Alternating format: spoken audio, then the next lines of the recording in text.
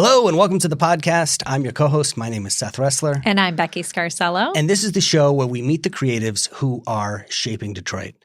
Becky, let's talk today about a question that I know a lot of local artists and entertainers really start with at their career, which is, how do I take what I'm doing? How do I take my art form, my craft that I love, and make a living doing it? Yes. How do I make money? How do I quit my day job? Right. Because they love it. You know, it's been a passion, but they also like paying their bills and they got to figure out how to do that. Yeah. Mm-hmm. I feel like so many artists at the beginning of their career get stuck in that trap where they just go from gig to gig and they're taking a gig just because it pays something, right? And they can never really get ahead and turn it into a sustainable, predictable, revenue generating enterprise. So we're going to talk about how to do that today. Our topic is how artists can turn their hobbies into sustainable businesses. And our guest is a woman who helps not only artists and entertainers do that, but brands as well. She has consulted brands like GE, Intel, Twitter. She has her own business. It's called Brave by Design. She also hosts a podcast by the same name, which is very popular. I want to welcome to the show today, Laura Khalil. Thanks for joining us. Hey, Laura. Hi, everyone. Thank you so much for having me. It is a pleasure to be here. I know that artists kept us really alive and humming during the early days of the pandemic. And like you said, it is so important that we figure out how to be fairly compensated for our work, how to turn our hobby into a job. And I'm here to talk all about it. Absolutely. So I'm going to jump to something Seth alluded to, the gig. So a lot of creatives get in that kind of just cycle, gig to gig to gig, and it almost holds them back from really having a strategy. Why is that? That's because a lot of people, because we're passionate, right? We're passionate about what we do. Our art is our creativity. It's the way that we express ourselves. And in doing that, we're just often so grateful to get the next gig that we don't think of it as a business. We're too reactive and not proactive enough. And so one of the first things that artists are wise to begin to think about is, what actually do I want to do with this? Let's put a number down. What are the financial goals you want to have? This is where I start with all of my creatives, no matter where they are. If you want to make it a job, if you want to make it get paid to go play or get paid to do the things that you love, what would you like to make doing it? Let's start with that. And then from there, move on to, and who do you want to serve? And what problems do you solve? Now, you may be, as an artist listening to that, thinking, Laura, I just play music. And I'm going to say, actually, no, you don't just play music. What you do is way bigger than that. Artists help people feel alive. They help people feel joy. They are there on some of the most profound and special days and moments and rites of passage in our lives.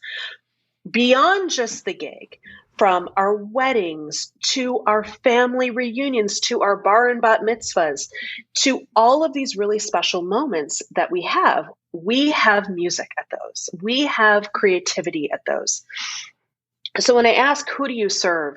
When I talk about what goals do you have for your business, I really would encourage everyone, if you want to start thinking about this as a viable career, start thinking about what target market you actually want to go after. So do you want to go after the wedding market?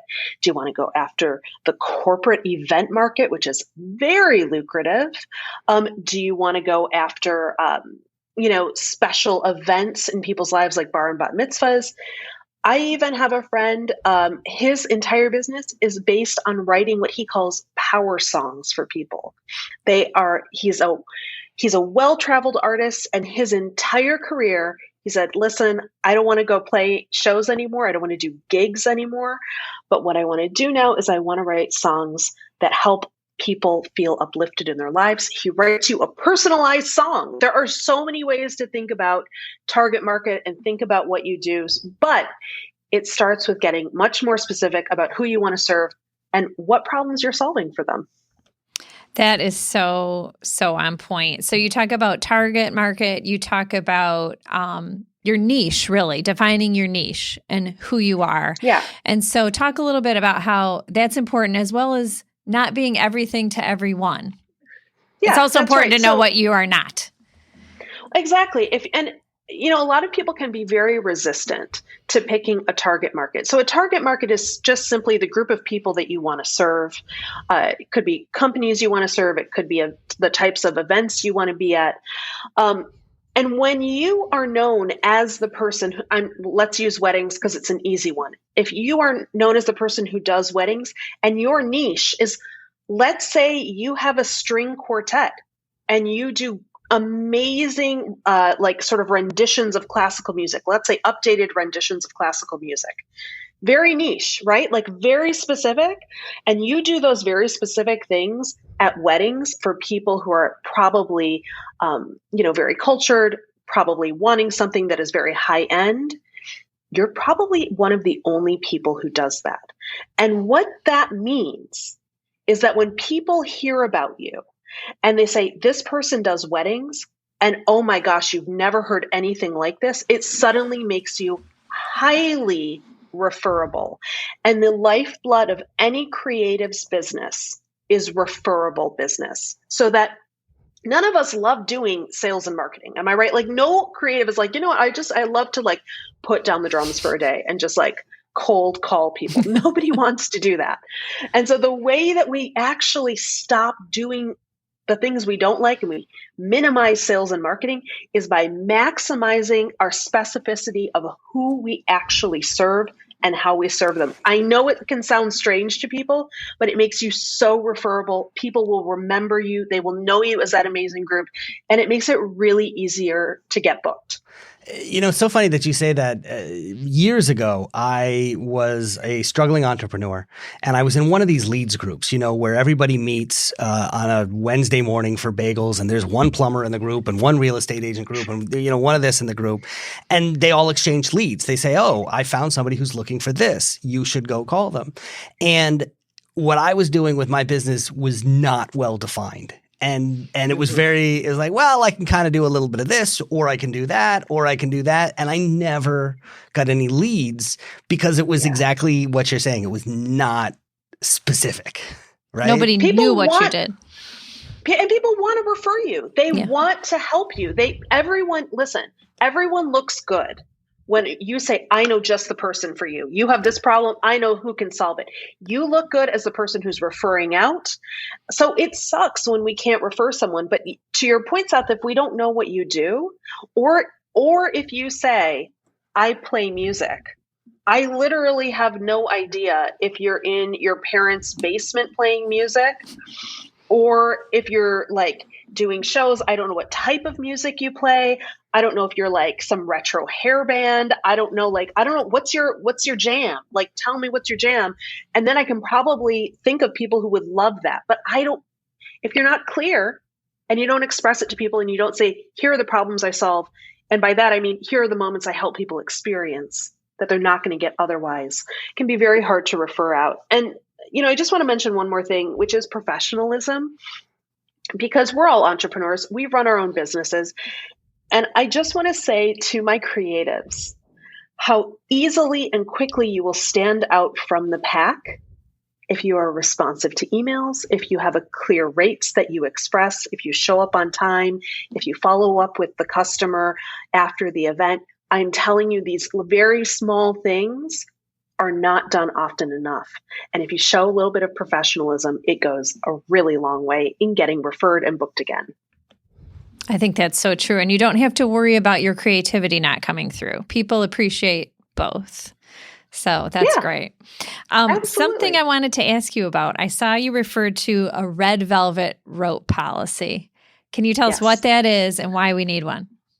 Okay, so everyone needs a red velvet rope policy. And what that means is there are some people that you are meant to work with and others not so much. And a red velvet rope policy helps to define the people who we are going to let into our proverbial club. So what I mean by that is I don't mean the type of companies that you're looking for. I don't mean target market. I mean, literally, what are the personality characteristics of the people you're excited to do business with? Are they friendly? Are they eager to pay you what you're worth? Do you agree with their political affiliation if that's important to you? Do you like that they may be current or former musicians or artists themselves? Whatever those personality characteristics are, you want to look for those. And if someone doesn't meet your red velvet rope policy, this can be kind of hard for people, but I encourage you to not work with them, because when a client, as we all know, is a complete nightmare, what actually ends up happening is we don't do our best work because we hate being at the gig. We hate the show. We just want to get out of there. And when we don't do our best work, that comes across. We're not referable. It doesn't work. It's a vicious cycle. So I'd rather people get into a more virtuous cycle of working with people they really like, who really appreciate them. They do a great job, and they get referred. I'll never forget the first time that somebody told me this, and it blew my mind when they said you can fire a client. Oh, yes. You can say no. Right. Absolutely. It's powerful, though. Yeah. Yeah. Say no. These are your peers. Your clients are not better or worse than you. They are your peers, and you are engaged in just an exchange of goods and services. That's all that's going on here. And I encourage everyone to not think of the quote unquote boss as someone who's like above you or better than you. You're here to do a job. They're here to do a job, and you have to meet sort of mano a mano, so to speak. So another thing a lot of people talk about is hustle. Well, I'm just a hustler. I'm hustling. I'm doing this and that. You are anti-hustle. Explain. I am so anti-hustle. I think it is a terrible concept. I think hustling is truly wearing people down, creating so much stress, anxiety, and overwhelm. Nobody feels like they can turn off because they have to hustle. It's been glorified in our culture. The fact is, when I work with clients, I teach them a system for how to actually get book solid with predictable monthly revenue, working with clients they love in 30 minutes a day. Can you imagine having a system where it's like, oh, I just need to spend 30 minutes a day working on this business. I don't need to spend 12 hours uploading constantly to Instagram or, like putting like a million things on Facebook all the time. I can actually follow a system that really works, and it doesn't kill me. That's great advice. Laura, I do want to ask you one more thing. We've got a question that we ask every single person who comes on the show, and so we want to ask you as well. Here we go.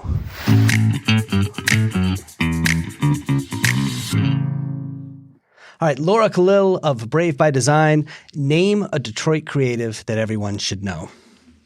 My favorite Detroit creative is the Pink Flamingo, which is a food truck that is located in Corktown. They set up shop on Thursdays in this grassy field. It is a beautiful place to experience both music, creativity, community, and wonderful food. I recommend anyone enjoy it during the fairer months of the year. It is such a treat that we have it.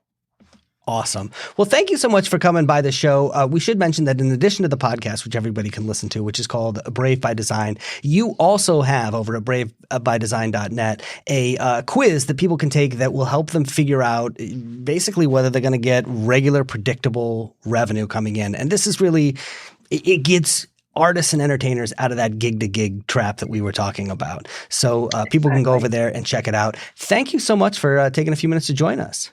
Hey, thank you both for having me. It's been a pleasure. That's it for us here at The Debrief. I'm Seth Ressler. I'm Becky Scarsello. Want to remind you there's a lot of places that you can find the show, including Apple Podcasts, including Spotify. Episodes are up on YouTube as well. That's it for us. Until next time, Detroit's moving. Keep up.